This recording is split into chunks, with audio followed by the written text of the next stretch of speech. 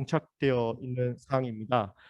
그래서 지난 50년 동안 대기업 위주 지원으로 우리나라에서는 삼성, LG, 포스코 등과 같은 굴지의 대기업들이 많이 탄생을 했습니다. 그런데 이게 이제 상징 효과라는 이야기들이 나오고 있고, 이러한 상징 효과 속에서 국내 중소제조 기업은 이 원가 절감과 동시에 혁신의 압박에 대한 스키즈 현상이 일어나고 있습니다.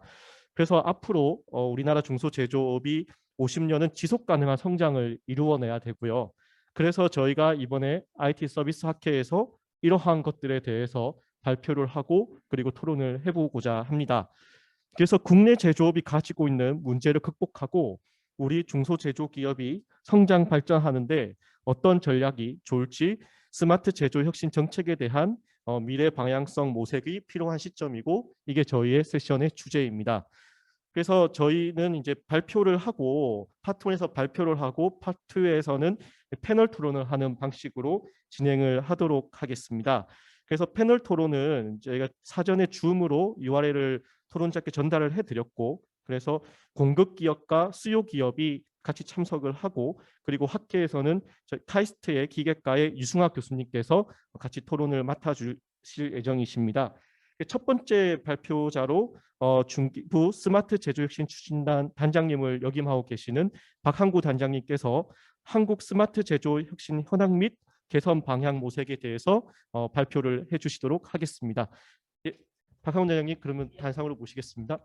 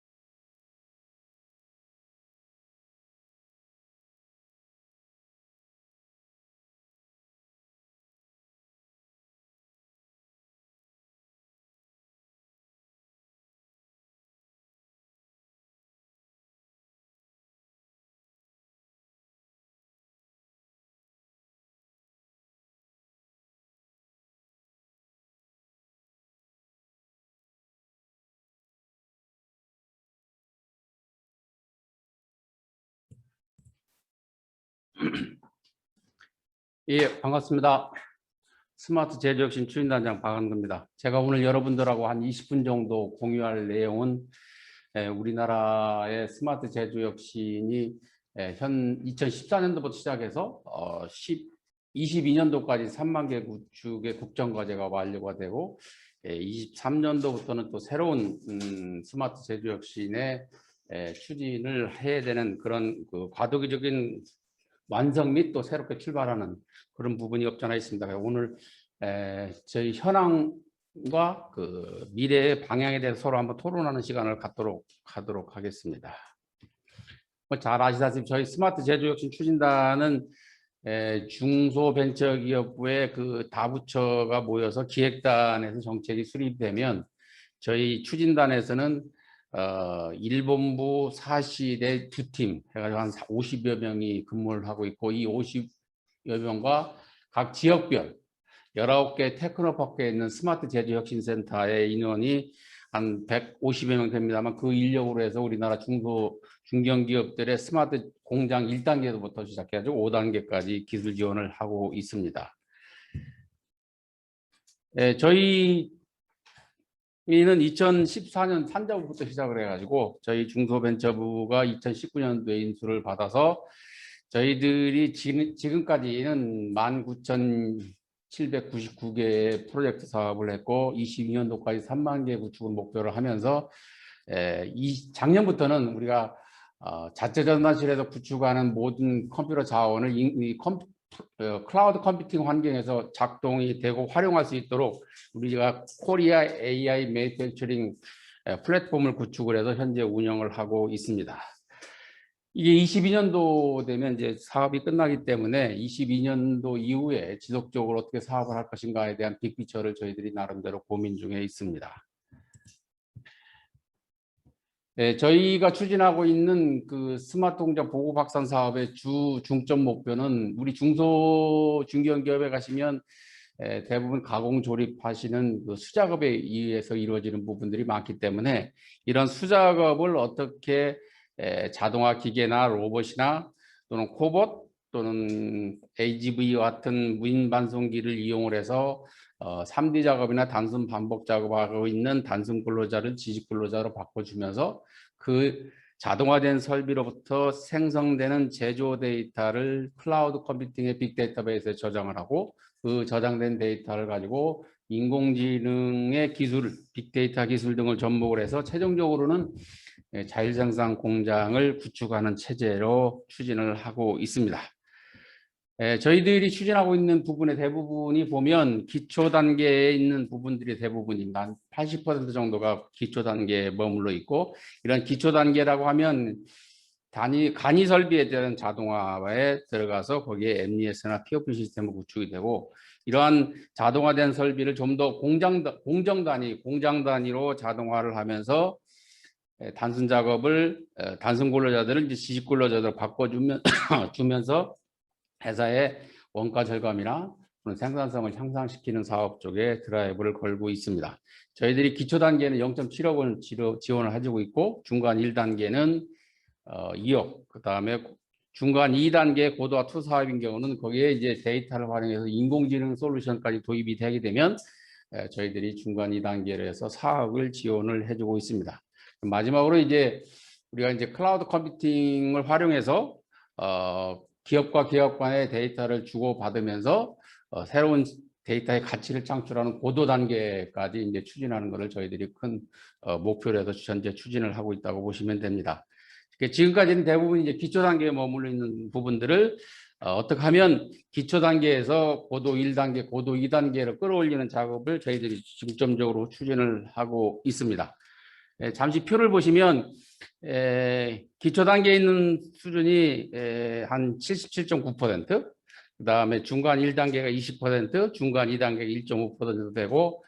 기업별로 보면 맨 위에 보시면 14,488개 기업이 1회 스마트 공장을 추진을 하고 2회, 3회를 지속적으로 수행을 해야 되는데 그렇지 못한 기업들이 한 84% 정도가 일회성으로 끝난 기업이 많습니다. 일회성으로 끝난 기업이 많다는 얘기는 뭐 경영 환경이 안 좋아서 그럴 수도 있고 또 하나는 이제 우리가 한 스마트 공장 보급 확산 사업이 그렇게 기업에 있는 분들한테 만족감을 주지 않아서 2단계, 3단계를 추진하지 않았나 하는 생각도 해봅니다. 저희들이 이제 앞으로는 지금까지는 이제 ERP나 MES, PLM, SCM 등 그 업무용 툴 보급 중심에서 생산 설비를 자동화하고 대주 로 데이터를 수집 저장하는 디지털화해서 인공지능 솔루션까지 도입돼서 데이터를 기반으로 한 경제적인 가치를 창출할 수 있도록 저희들이 사업을 드라이브를 걸고 있습니다. 지금까지는 이제 개별 기업이 도입 기업과 공급 기업이 짝을 지어서 협약을 해서 추진을 했다면 지금 올해는 이제 디지털 클러스터 사업이라고 해가지고 공급 사슬상에 있는 기업군별로 묶어서 예를 들어서 1차 벤더에 있는 기업이 15개가 있다 그러면 15개가 다 함께 공동 플랫폼을 구축을 하고 스마트 공장을 1단계서부터 4단계, 5단계를 함께 2, 3년 동안 집중적으로 추진할 수 있도록 하면서 이런 디지털 클러스터 단위로 지금 추진을 하고 있습니다. 앞으로는 이제 이런 개별 기업 중심에서 이 공급 사슬 군 단위의 기업군별로 스마트 공장을 집중적으로 추진을 해서 전체적으로 이렇게 레벨시키는 쪽으로 저희들이 드라이브를 걸고 있습니다. 선도형 클러스터라고 그래가지고 이번에 카이가 29개 협력기업, 그다음에 TLB가 15개 기업, 그다음에 코렌스 EM이 15기업의 3개의 기업 디지털 클러스군이 선정이 돼서 지금 현재 ISP 진행 중에 있습니다. 또한 일반형 클러스터인 경우는 저희들이 한 10개 정도 모집을 해서 추진하는 것으로 지금 추진 중에 있습니다.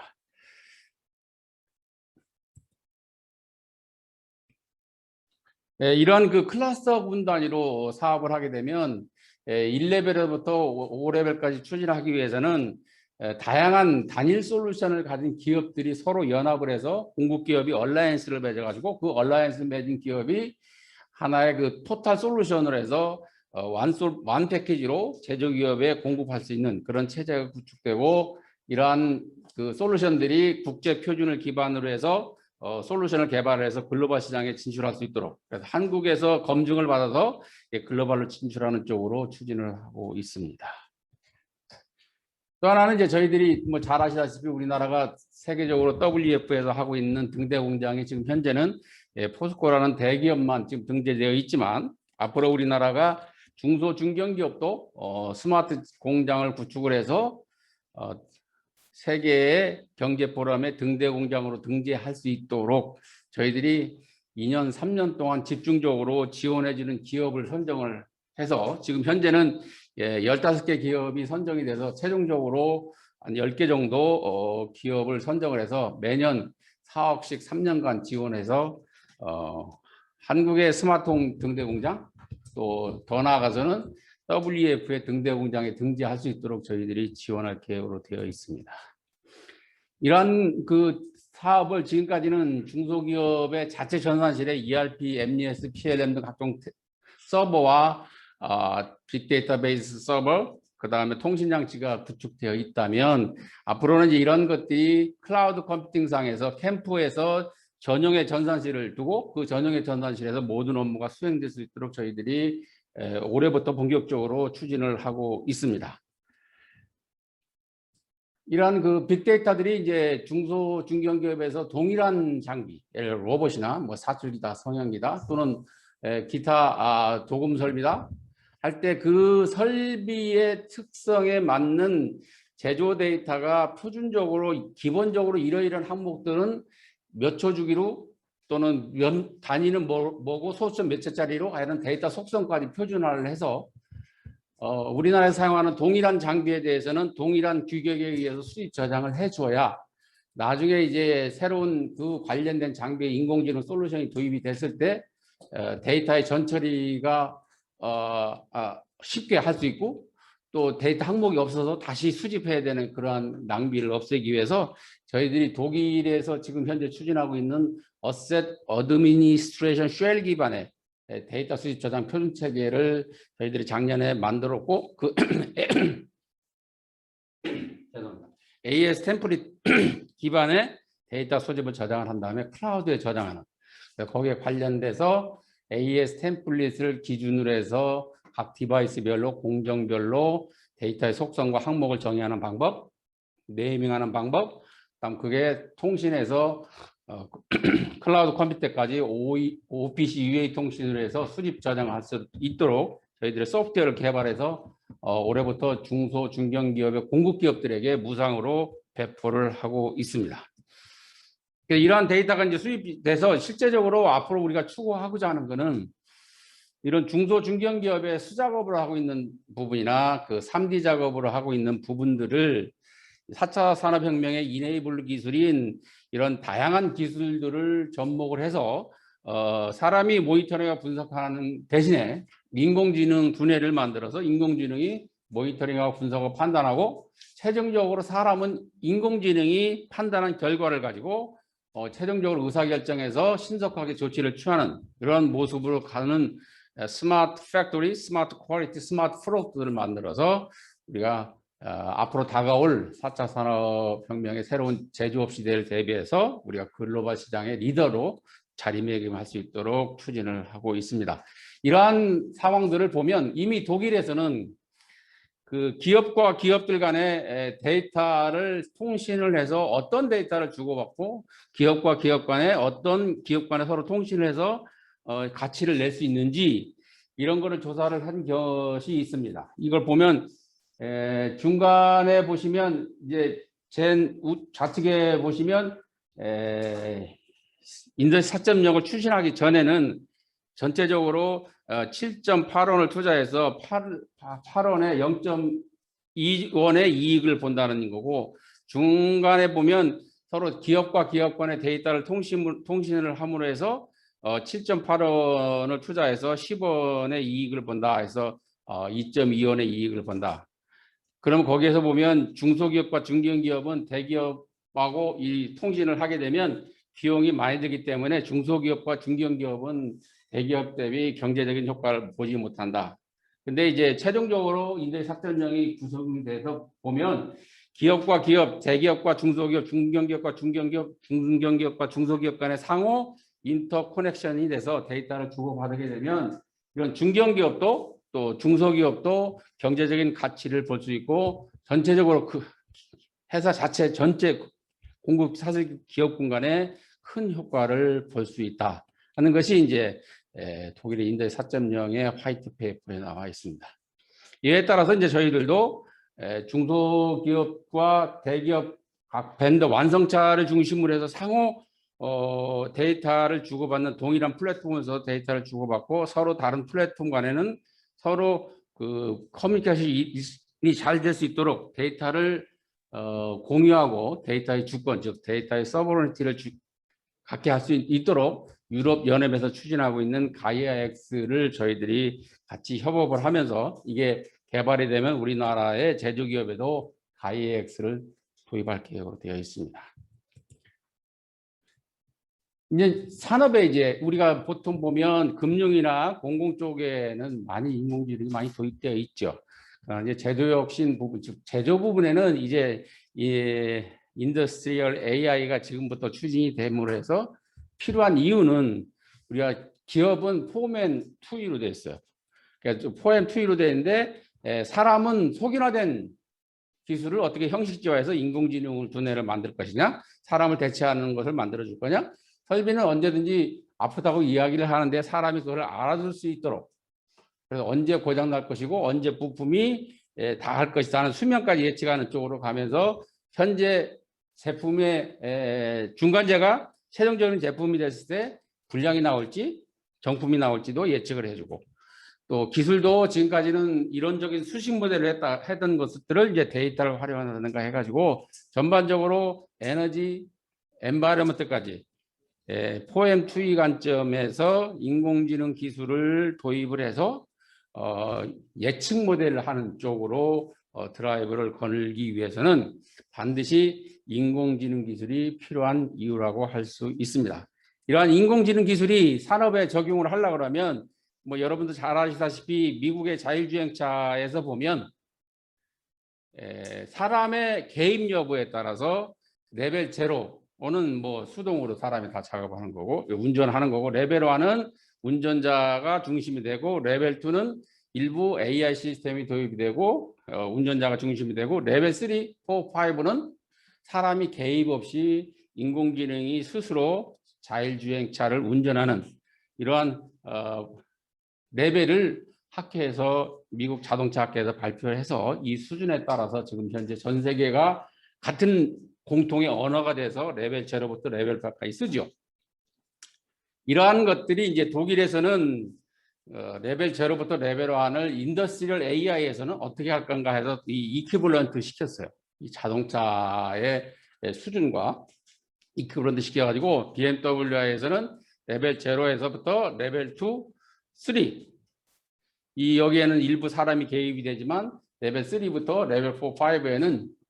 자율주행차와 똑같이 사람의 개입을 최소화시키고 있다. 이렇게 보시면 됩니다. 그래서 저희들도 최종적으로는 이러한 그 자율생산 공장의 수질에 맞게끔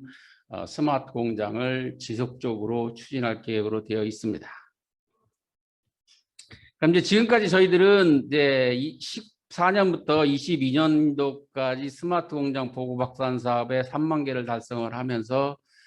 AI 기반의 데이터 인프라 구축을 해서 앞으로는 이제 지속적으로 2023년도 이후에도 는 이제 개별 기업보다는 이런 커넥티드 엔터프라이즈 구축할 수 있도록 기업 군별로 스마트 공장을 추진을 하면서 인공지능 기반의 CPS 기반의 자율생산 공장을 구축하는 것을 목표로 해서 저희들이 지속적으로 추진할 계획으로 되어 있고, 그렇게 지금 정책을 고민을 하고 있습니다. 또한 지금까지는 우리나라가 잘 아시다시피 대기업에서 엔지니어링까지 해서 중소 중견기업들에게는 티어 1, 2, 3에게는 엔지니어링 기술보다는 가공,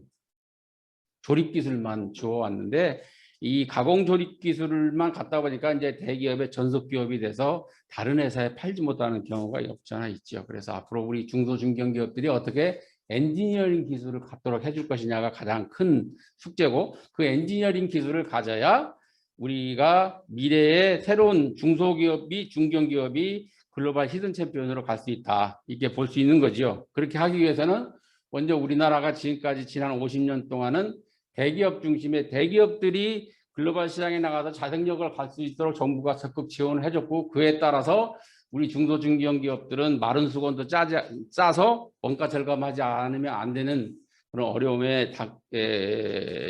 버텨왔다면,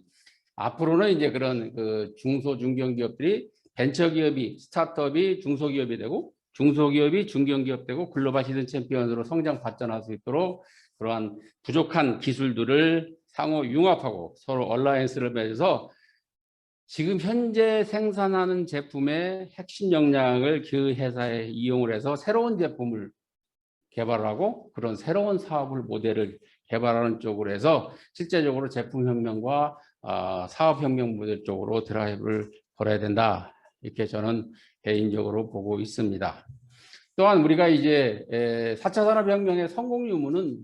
인력입니다. 사람의 능력에 따라서 모든 일이 이루어지는 거. 아무리 좋은 AI라 하더라도 인간이 인공지능 두뇌를 수준을 높이지 않으면 어렵기 때문에 어떻게 하면 우리가 분석 데이터 사이언티스트를 육성을 하느냐. 그래서 우리가 장치산업, 제조산업에 있는 설비들은 언제든지 죽는다고 말은 하지만 진동으로도 또는 온도로도 뭐 여러 가지 이야기하지만 사람이 그걸 못 알아듣는 거죠. 이러한 거를 알아들을 수 있도록 분석 기술과 소프트웨어를 개발하는 것이 중요하다. 그러니까 우리나라에는 다행히 전체적으로 보면 산업의 여건의 베이비 부머 세대들이 그 기술력을 가진 분들이 지금 이제 퇴직해서 있는 분들이 많고, 또 젊은이들이 인터넷 세대에서 커온 사람들이 많기 때문에 이 사람과 이 사람들 간에 서로 융합을 해서 기술 전수도 하면서 인공지능 쪽으로 드라이브를 건다면 우리나라가 소프트웨어 시장은 상당히 크게 발전할 것으로 보고 있고, 그에 따라서 우리나라가 인터넷 기반이라든가 이런 클라우드 환경이 다른 나라보다 훨씬 좋기 때문에 성공적으로 우리나라가 발전할 수 있다, 이렇게 볼 수 있습니다. 저는 이상으로 우리 스마트 공장이 우리 중소 중견기업뿐만 아니라 우리나라 제조기업에 종사하는 공급 기업들과 함께 전반적으로 미래의 4차 산업혁명의 새로운 제조업 시대를 맞이해서 지속적으로 성장 가능할 수 있도록 다 함께 노력을 했으면 좋겠습니다. 감사합니다.